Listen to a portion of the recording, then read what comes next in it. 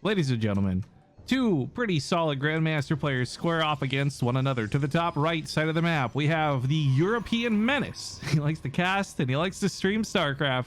It is the one and only RotterdaM, aka Roddy.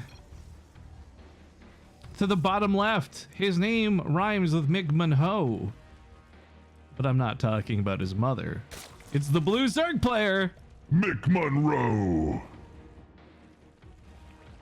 McMonroe has actually played in quite a few cups, and we've been seeing him pop up now and again. I am excited to see him hopefully grind some improvements, as we haven't seen anything too fantastic out of him yet. But I would use those exact same words to describe Roddy's. You know, he comes out, he played in a lot of the TvZ tournaments this week. He has played in most of the ESL Cups that he's been available for, Europe or North America. And while RotterdaM has certainly not killed anybody and taken first place, he usually gets pretty far in the brackets. And, you know, I actually should ask, I don't know what Roddy's MMR is sitting at right now, but I would imagine he's probably favored versus McMonroe. I can't imagine it's going to be a huge gap between them, but I think Roddy's actually on a pretty good hot streak recently in his PvZs. At least if you've been watching his streams, he's had some fair luck.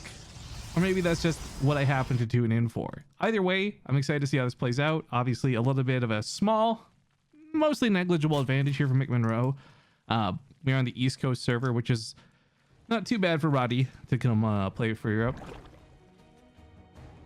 Yeah, big scouting. And you know what's kind of funny? I really like that we cast the amateur match earlier, because it does draw some contrast to here where we have two professional level players.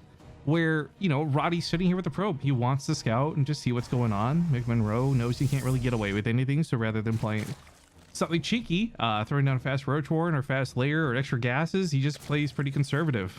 There's nothing Roddy can really take away from this other than he knows he won't have to get super defensive.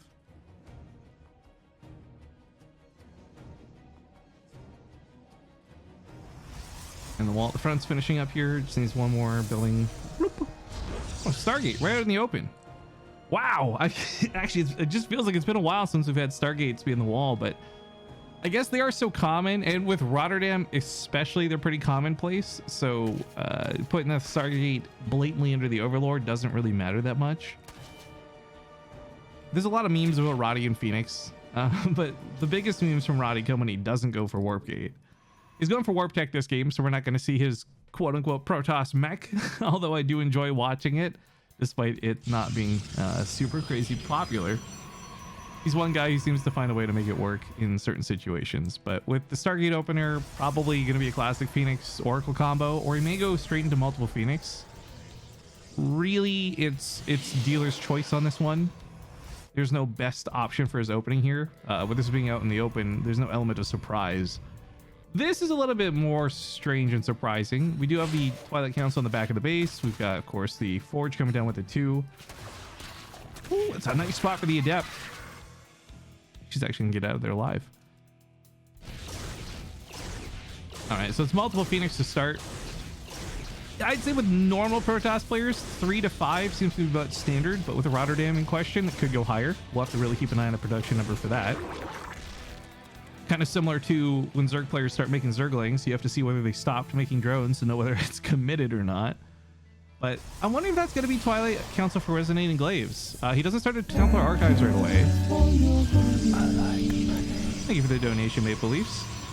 He doesn't start at Templar Archives or Dark Shrine, so it doesn't appear to be 4 Archons, which means to me, gas goes towards the Phoenix, minerals goes towards Zealots. Same with a question mark. Oh my god, he's actually investigating air weapons. Okay. So this is Roddy. He's going to go for Phoenix this game. He's going to go for a lot of Phoenix this game. Charge makes a lot of sense. As I just said, like the gas, the way this spreads out economically is like you get to spend the gas on upgrades a little bit more dedicatedly. You spend the gas on Phoenix, and most of your mineral dump will go to Zealots. And these two combined actually work really well together. The Phoenix especially will help zap out. The Phoenix especially will help zap out, say, pick up any Banelings if those are on the field to worry about. But that proxy gateway is blatant and in view of the Overlord. This isn't supposed to be sneak attack tactics. This was just going to be a faster place to warp in from, but because he got cut out like this, his plans are forced to change a bit. We do have a Dark Shrine starting now. That'll lead to eventual Archons. Although if Roddy wants to do something cheesy with DTs, I'm all on board. It's just unlikely because most Zerg players have Spore Crawlers down very quickly out of Paranoia, especially against Stargate openers. So you don't usually have the freedom to go DTs and get away with a lot. I mean, you can go DTs, but you're usually not going to get away with a lot.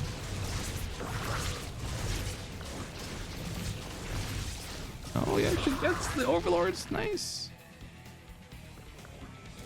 The Phoenix weapon upgrades, though, the air weapon upgrades, I should say, are always a little bit weird to see. They'll definitely help the Phoenix kill the things they pick up faster, but just generally speaking, because air Protoss isn't until like late game, you don't usually see these upgrades invested in too early. But there is this weird transition for Roddy, which works more for him and his playstyle. If you end up investing in air weapons like this early, then you're going to obviously have them for the later game. And if you are going to play late game with carriers or tempests or whatever, it's better that they're hitting faster and harder, because Hydras will tear through them otherwise. We do have the Hydras then completing here in a moment for McMonroe, which RotterdaM will be scouting now. So there's no real question about what McMonroe's doing in retaliation to this. Oh, Roddy actually a little bit sloppy there. Was it 3 Phoenix going down? Just 2. Just 2. Still, too many.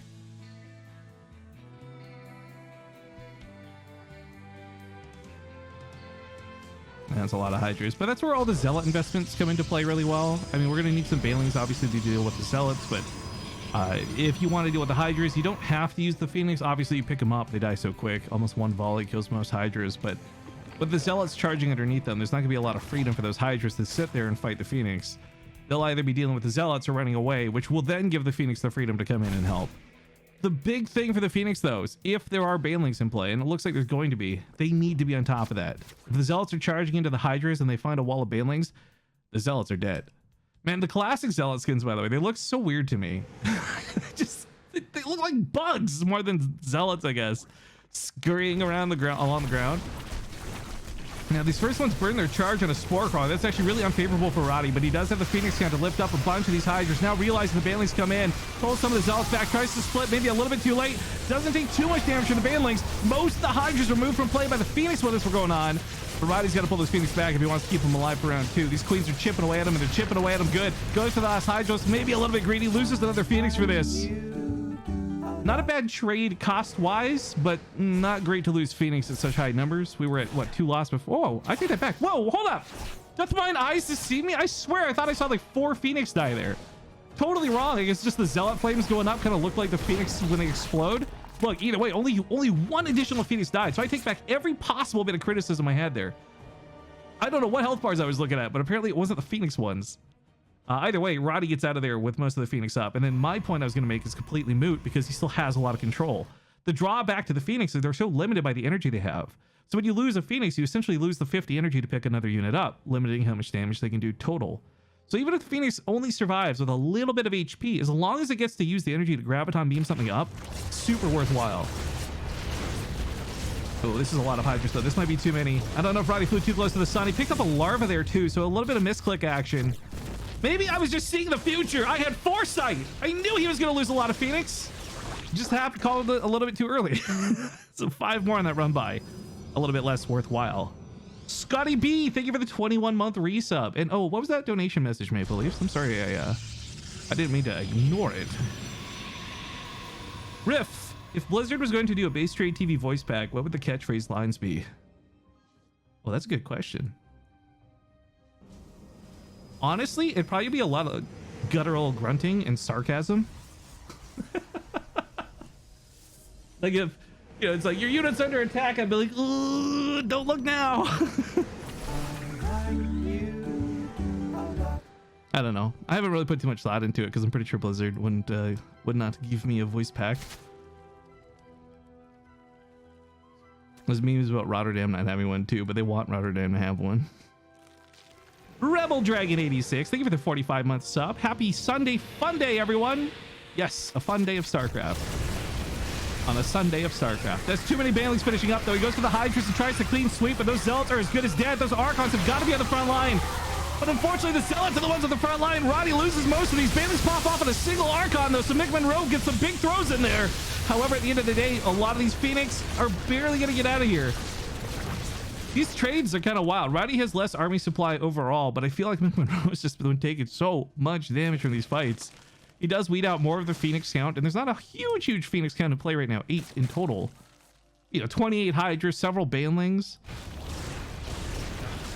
I think Roddy eventually loses this to macro and attrition because he doesn't have a fourth base coming up anytime soon. So no extra Stargate to produce more Phoenix more quickly. A lot of his Warpins are relying here on Zealots. I think that last battle too could have gone so much better for both. Oh, I missed some Banelings though, sneaking in from the south side. I just assumed they were Zerglings. Those killed 19 probes. If Roddy wasn't already up creek without a paddle, he certainly is now. This puts him in a tough spot because he's not really at an army strength to go all in with, but he doesn't really have the option to play passive anymore. He was already behind economically. I think he knew that too, but it's even worsened now by those extra probes dying. So no fourth base and bad times. This is looking pretty bad for Roddy. This is going to be a big attack, and it's going to be his best one. If he doesn't win this now, he's going to be too far behind to win it probably ever. The Zealots are scattered. Some go to the mineral lines. Phoenix come to the right side, picking up a lot of those Hydras, but GG still get called. McMonroe takes game 1 of the series. To the bottom right, once more, we have the orange Protoss player. It's RotterdaM. And to the top left, we have the blue Zerg, McMonroe.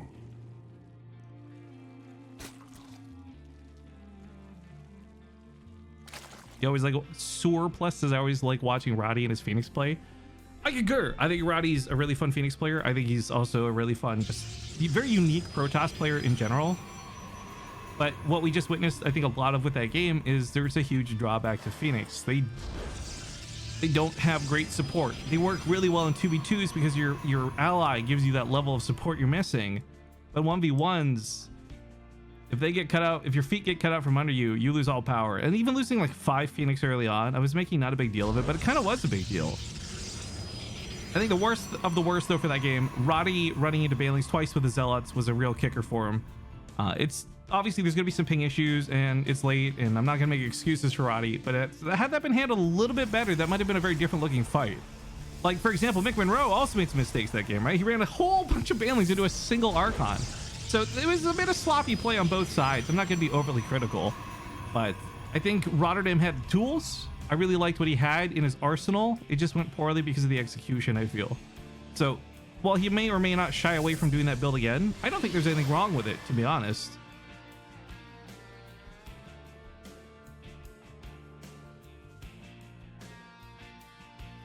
Oh, Heartbroke say, much love everyone. Stay safe, stay inside unless you're an essential industry, and enjoy your life with family and friends.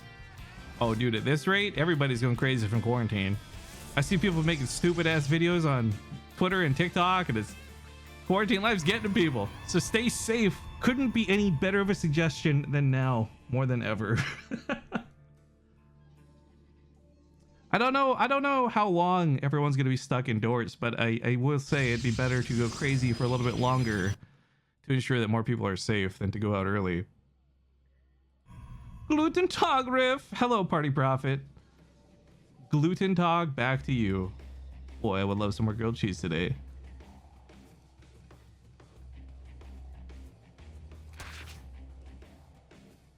I'm probably gonna be pushed back. Oh, you know what? There's another moment of that game I forgot too. Roddy's big attack was pushed off a little bit, heavily due to the fact that the gateway was discovered. His proxy gateway he was trying to set up. It wasn't for cheekiness and it wasn't for sneakiness, but it was intended to be for faster warp-ins on the front lines. That's what you do in lieu of having a warp prism.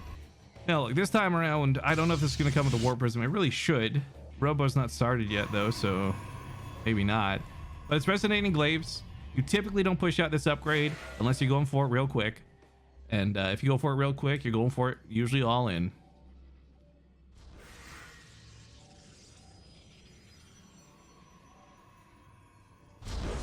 Who would win in a 1v1, Riff or Roddy? My money's on Roddy. Narasaku fan, I don't know if you're saying this to be BM or you're asking generally, but I have played Roddy before twice and lost every time. Although, if I recall, I think game 1, I almost scared him with the siege tank push I did, but Roddy's the better player. I'm nowhere close to Roddy in skill level. However, If we're talking about a holdout challenge, who can survive versus Rainer longer, I actually have the title there, beating RotterdaM by over 10 minutes. I'm just saying. I am better at dying to Rainer than Roddy is. Although I think Roddy approached the game with the intent to actually try and kill Rainer, whereas I approached it to stall as long as humanly possible. That's another story from another cast. These adepts are in a really safe spot too. This provides a level of threat that McMonroe can't ignore, but it also keeps them safe enough that it'll be very difficult to get a full surround and punish them. So he doesn't have to go anywhere with these, but their presence is going to keep McMonroe more at home. And if that's the case, then yeah, he's only got a couple Zerglings scouting. It's a lot less likely he sees the follow-up push of these adepts. And Roddy's going full weird cheese in this game, by the way. This was Resonating Glaives to fake a Resonating Glaives all in into a real double Stargate Phoenix build with a Dark Shrine on the side. RotterdaM is the basic bitch who goes to Starbucks and orders like 10 of everything for the most complicated drink possible. Does that drink taste good? We'll find out depending on how many drones die. So far only 5. This is a bad drink. We are nowhere close to pumpkin spice latte levels for Roddy. This is like at best a mocha frap. That's it. I don't really drink coffee. I don't know if I just said anything that's a real accurate statement there. Vente is a cup size. But here's the real kicker. Well, that DT is going to be sick. Wicked sick kid for the defense. The Phoenix are going to be pretty piss poor. They're not going to do him any favors because there's not going to be enough of them, nor will they have the energy to lift up every single Zergling. In fact, these DTs might be better off becoming Archons just for that splash damage, depending how committed these Zerglings are for McMonroe. But Roddy, I think, is smart to be moving out in the field with the Phoenix. There is literally no reason to be at home with these. He does see the Banelings try to morph in, so I got some good vision on that. But I mean, otherwise, there's nothing he can really do here. So he goes to just gonna kill a couple Overlords, maybe grab a Queen or some drones. DTs have been split up for bases. Looks like this one's rallied to go to the natural. This one down to the bottom left, which he doesn't know about, but he's about to. Big downside. Zerglings attack. But with a shield battery or two and some really good SimCity placement out of RotterdaM, he's actually going to hold this third base. McMonroe can't do anything with the Zerglings. And I don't think he can do anything about this base either. He's rushing back to defend it, but is there even any Overseers in play? There's a Spore Crawler trying to move down, I guess, but will that be in time? Well, the Spore Crawler actually moving out of position makes this vulnerable to the Phoenix come in. Roddy capitalizing on this in a very, very, very effective way. Gonna grab 2 or 3 Overlords here, maybe even 4 Overlords. That's gonna be the same as killing a hatchery and then some.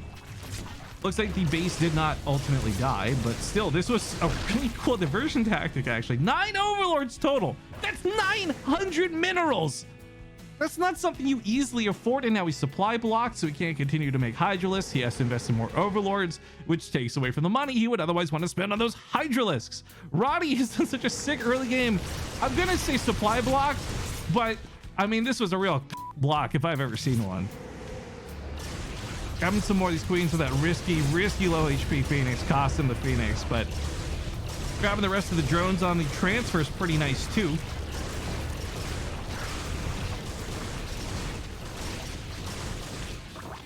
Overlord gets squooshed out there, adding to the kill count. 10 drones die for that, 20 in total. 10 Overlords. My God, that's a lot of money.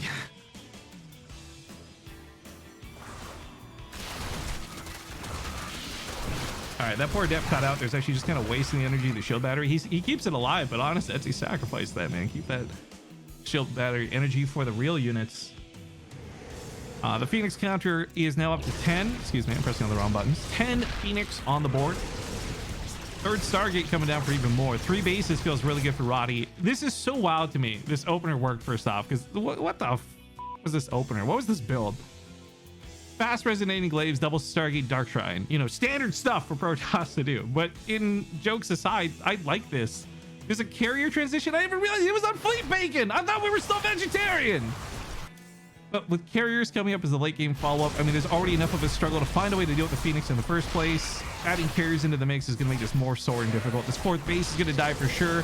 McMonroe losing this is moving to Hydralisks, but I mean, I'm not convinced there's enough Hydras. He's spending a lot of gas on Banelings for fear of the ground units. I mean, as he should.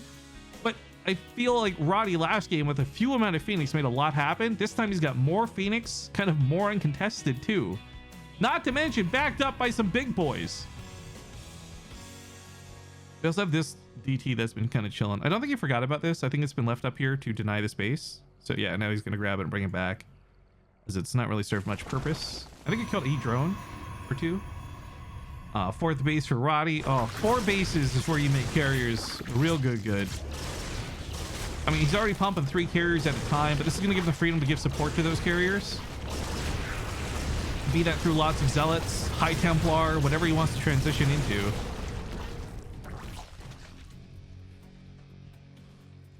Good deflections out of McMonroe, though.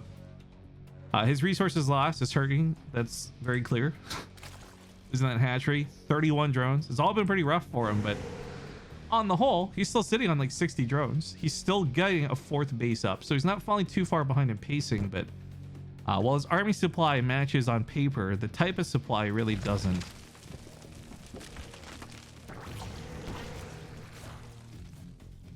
Although, I will say, no matter who you are, whether you're RotterdaM, Myungsik, Zest, or any other high-skilled Protoss player using Phoenix, I feel like there's always that one moment in a game where you're not paying attention. They're just out in the middle of the map, and the Hydras find them, stutter step underneath them, and you're like, oh shit, and lose everything.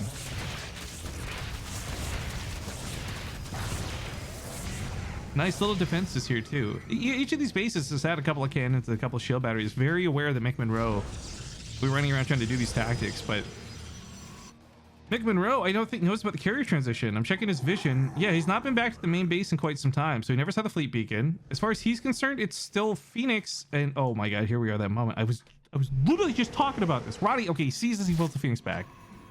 Almost had a connection there.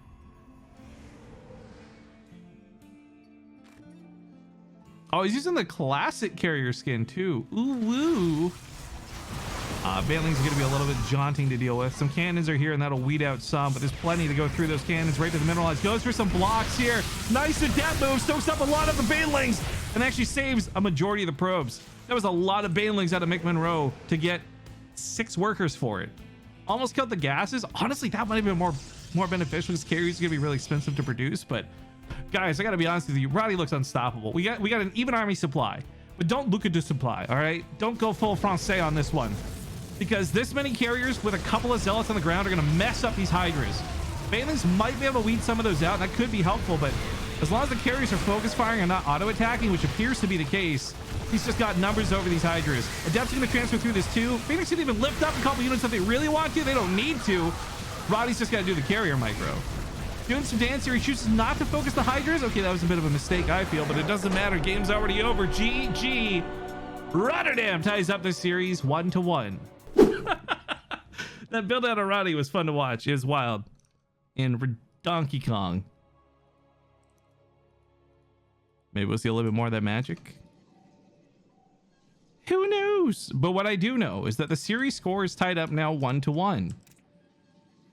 I told you guys these were going to be a pretty good match, and I did think RotterdaM was favored slightly in this, but after watching McMonroe play, I'm kind of taking that statement back a little bit. Either way, ladies and gentlemen, for the third and possibly final time, we have at the bottom left the orange Protoss player, RotterdaM,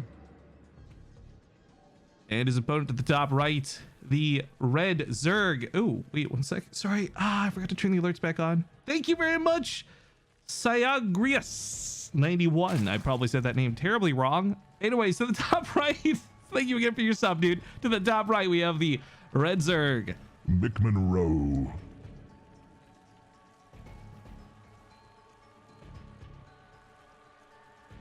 Some people are asking about Stream Raiders. Real quick context for those who are unfamiliar with the ESL Cups. The broadcasting team is required to use a 2-minute stream delay, so it's a little difficult to reply to you guys in real time. And I know as someone with super attention, like low attention span, it's hard to stick on a stream and wait 2 minutes for an answer to your question, but to do you the best I can, that little game that you see in between matches, this is called Stream Raiders. It's something we do with the viewers. It's a passive game in the background. I host a lobby every 30 minutes. You guys queue up to play to be the battlers, the warriors on the field. You collect loot, you unlock some cool scrolls, get more units, etc. For me, it's just, I really like playing it with you guys. It's very simple. It's an auto thing, and I just like grinding it while we're playing. It just feels good to be accomplishing boss kills and what have you. So anyways, queue up to play Stream Raiders if you guys are interested. We have cool skins in it too.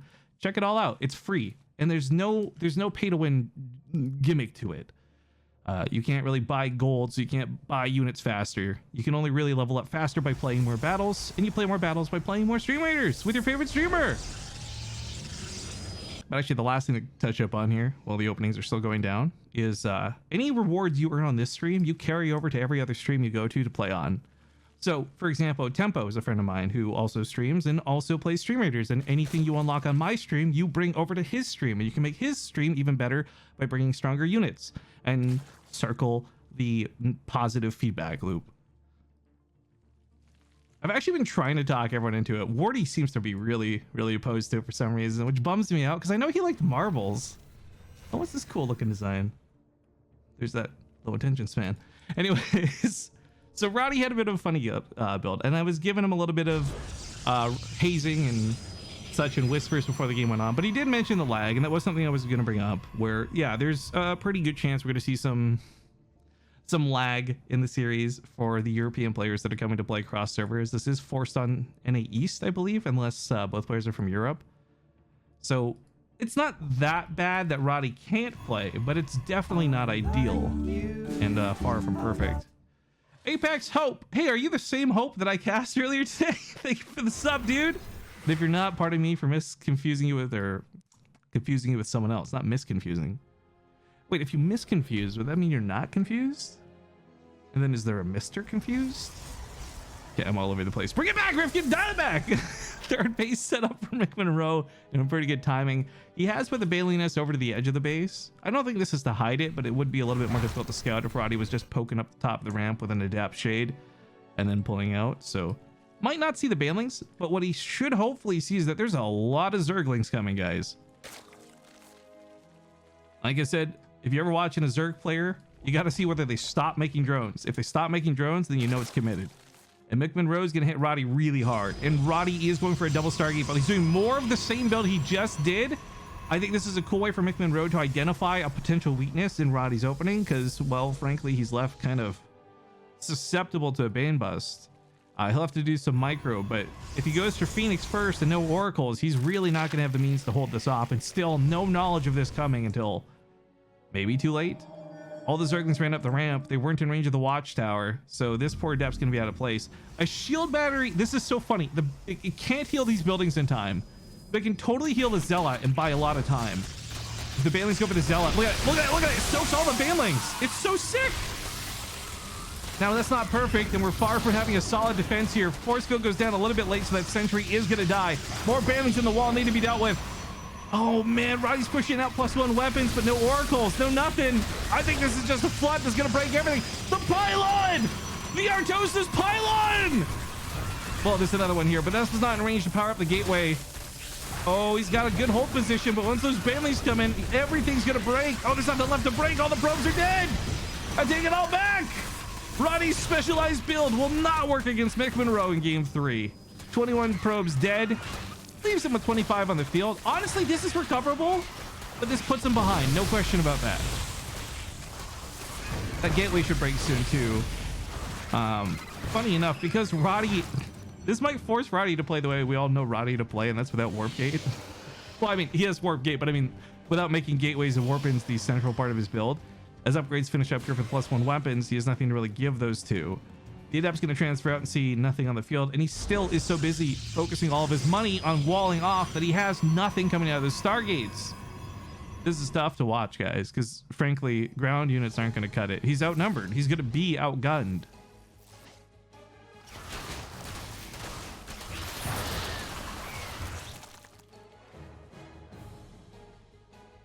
Actually, is +1 even going to finish? No! McMonroe, you monster! Just let him have one thing. +1 weapons for all the air units he doesn't have. You sicko. Look, if probes weren't dying, RotterdaM's actually trading pretty efficiently in terms of link to adept cost ratio here.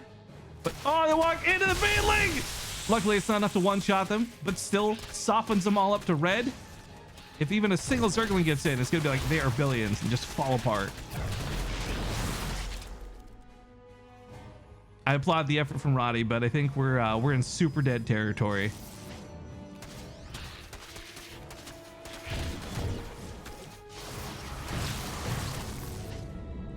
I will say kudos to McMonroe though. Identifying weakness in this build, gambling that Roddy would just do this again back to back. He took some risks in this game outside of just the normal risks of an all-in. I can't say they've necessarily paid off because McMonroe hasn't secured victory yet, but he is winning this game.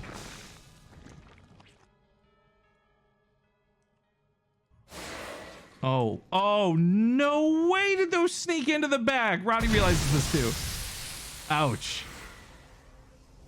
Seneca's me says, BaseTradeTV, I don't want to play Stream Raiders with my favorite streamer. I want to play it with you, Heart. You know that's not a compliment, right? That's not heart worthy. Thank you for the thought, though. I know what you're going for, but frankly, f off. Okay, here comes the attack with the Adepts. Now, funny enough, there's not that much army supply on the field yet. The army supplies are close-ish, but Roddy actually has advantage through this Void Ray. That's providing the Adepts push out the Queens, but with the drones and the Queens dealing with the Adepts, it looks like it's just going to be the Void Ray. And without anything to support this, this doesn't have a lot of staying power. I love that he didn't give up, though. Like, in all seriousness, Roddy's still dead, but if McMonroe had played a little bit more greedy, if he had too many army units and not enough drones, he could have been much further behind, and maybe this would have been manageable with a small counterattack. But while I applaud the efforts of RotterdaM, he is still dead. So not to be too rude and getting too far ahead of ourselves, I'm going to take a brief moment here to check the brackets, because I don't actually know what our next matchup for... I'll still say either of these players, because it could maybe Roddy pulls the sickest comeback of all time. But I'm trying to see where they are on the brackets to see who the next opponent for the winner of this would be. Oh, it's Parting. So, what's your prize for winning this series? Roddy either claws out from the clutches of defeat and turns this around to the most epic comeback of all time, only to have to play Parting next. Or McMonroe gets the 2-1 here, feels a little confident, then realizes his next opponent is Parting. Ugh. Ugh. Roblox sound effect. Ugh.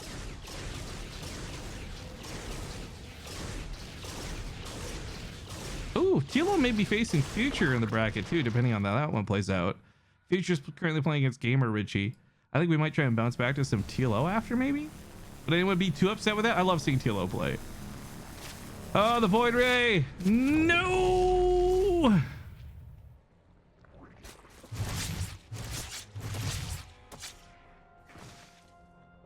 200 IQ ban links. Those were, but they were also like sneaky. I can't believe there's actually no vision, just barely up there to get those in.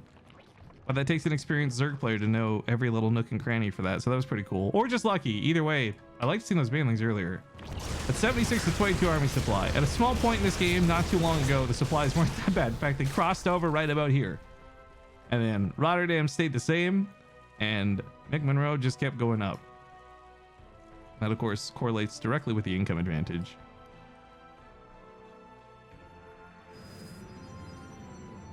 Dark Shrine, okay. DT Blink, okay.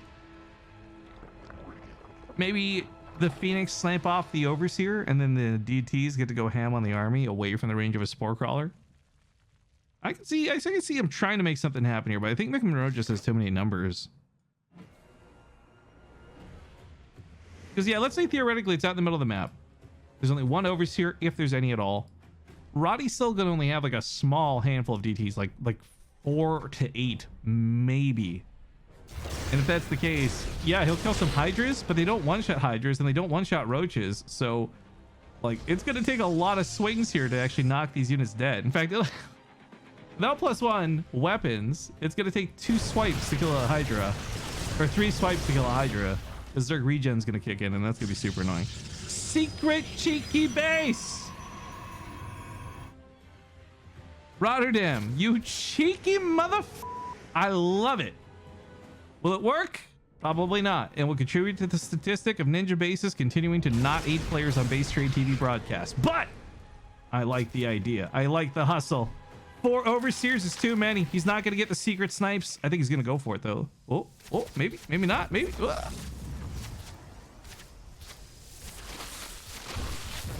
DT Blink is done.